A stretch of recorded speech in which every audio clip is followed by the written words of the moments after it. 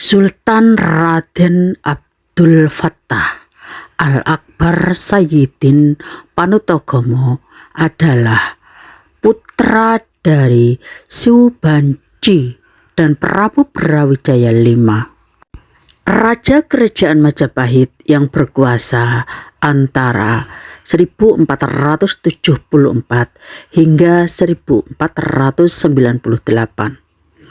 Beliau Raden Fattah ini adalah anggota Wali Songo periode keempat pada tahun 1466 Masehi.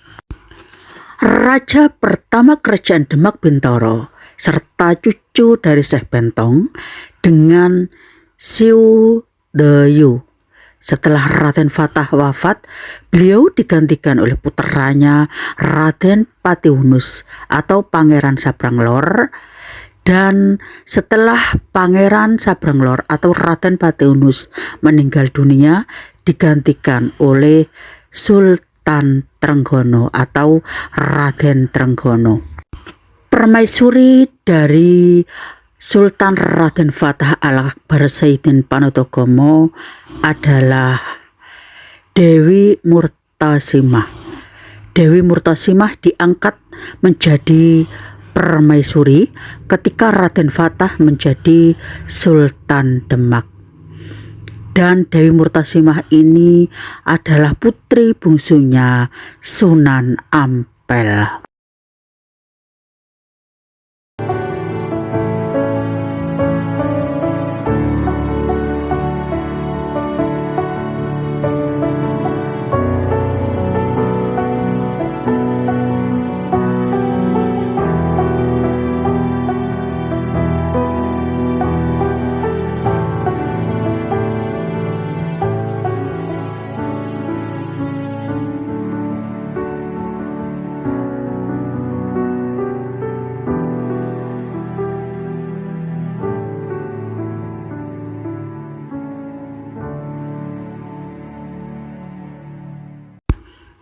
Orang yang berpuasa harus menghormati orang yang tidak berpuasa. Kenapa? Iya, karena hal ini merupakan implementasi dari nilai moderasi beragama. Salah satunya adalah toleransi. Orang tidak berpuasa juga berhak mendapatkan penghormatan. Tidak semua orang berkewajiban berpuasa, tergantung agama yang dianutnya. Ada beberapa orang yang tidak diwajibkan berpuasa, seperti orang gila, orang yang menstruasi, dan seterusnya.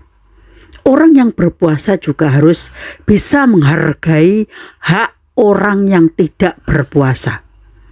Allah SWT sangat menghargai sikap hormat terhadap kaum muslim yang sedang beribadah. Cara menghormati orang yang tidak berpuasa adalah: 1. Tidak membeda-bedakan orang yang berpuasa dan yang tidak berpuasa. 2. Menghargai perbedaan yang ada pada diri orang lain.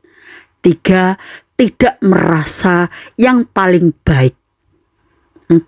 Menjaga sikap toleransi dan saling menghormati. Assalamualaikum warahmatullahi wabarakatuh. Selamat sore, salam sejahtera bagi kita semua. Salam, Om Swastiastu, Namo Buddhaya, Wedidong Tian, salam kebajikan.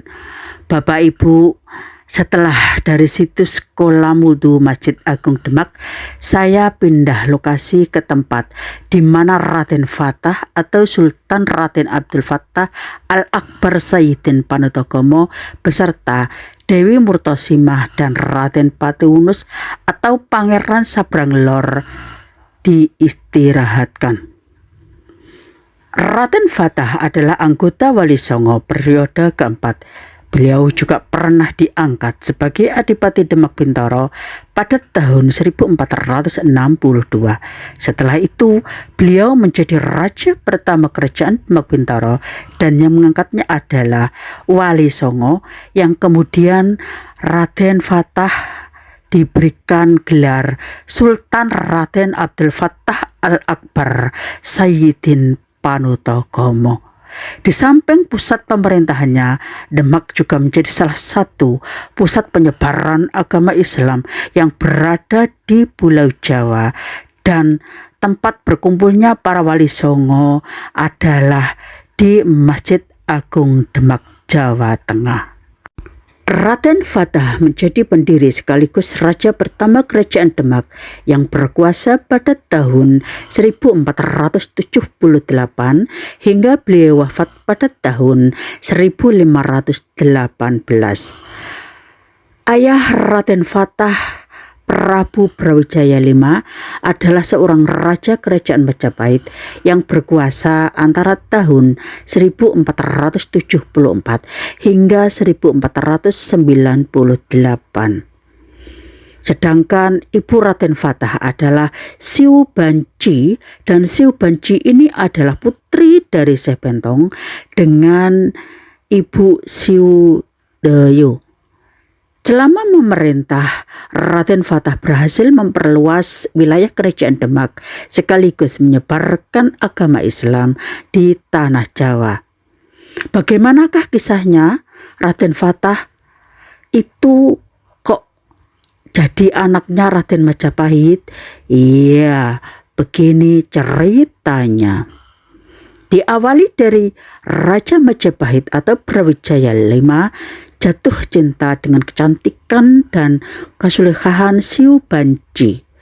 Dan Siu Banci ini putri Syekh Bentong atau Syekh Bantiong yang merupakan saudagar muslim asal Cina yang dikenal dengan nama Kiai Bahtong alias Tan Go-wat.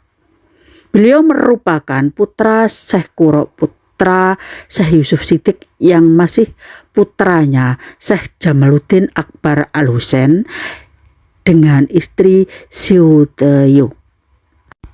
Setelah Raja Majapahit menikahi Siu Banci, tidak lama kemudian Siu Banci telah hamil, dan status Siu Banci saat dinikahi oleh Brawijaya V ini adalah sebagai selir, mengingat Raja Majapahit itu sendiri sudah punya permaisuri, yaitu Ratu Dawarawati dari Cempa. Setelah Siu Banci hamil, rasa sayang dan cinta Raja Brawijaya semakin mendalam, yang telah membuat sang permaisuri Ratu Dawarawati, putri dari Cempa itu sangat cemburu berat. Kecemburuan itu semakin tak terbendung hingga sang permaisuri meminta Prabu Brawijaya V untuk menyingkirkan Siu Banci. Kalau tidak segera disingkirkan, Ratu Dawarawati akan pulang ke ayahandanya. Dan karena desakan itu, Raja Majapahit bingung apa yang harus dilakukannya. Setelah melalui beberapa renungan dan pemikiran yang cukup dalam, akhirnya Prabu Brawijaya menceraikan putri Siu Banci, dan Siu Banci diberikan kepada Arya Damar, sepupunya Raja Majapahit.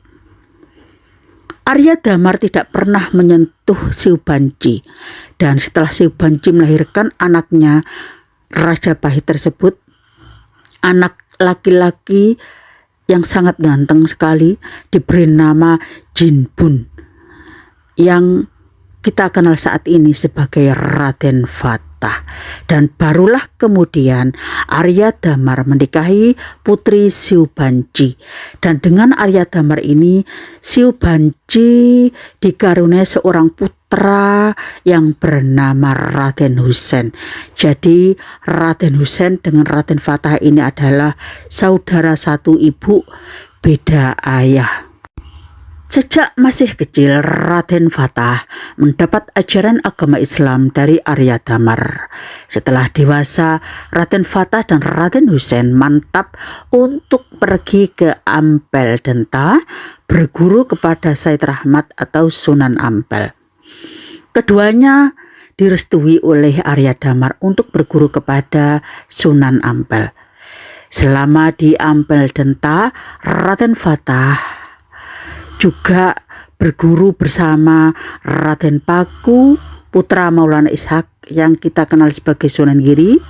Juga ada Qasim putra Said Rahmat yang kita kenal sebagai Sunan Derajat. Ada Said Abdul Jalil, putra Said Abdul Qadir, putra Maulana Ishak yang kemudian terkenal dengan Syekh Siti Jenar. Selain itu juga ada Sunan Kudus, Sunan Kalijogo, dan Sunan Muria. Raden Fatah memiliki kecerdasan dalam memahami pelajaran agama Islam. Beliau tumbuh menjadi seorang yang ahli dalam ilmu syariat, tarekat hingga hakikat. Tak hanya belajar agama saja, Raden Fatah juga semakin mengenal keluarga besarnya yang berada di kerajaan Majapahit. Raden Fatah tinggal lama di Ampel Denta.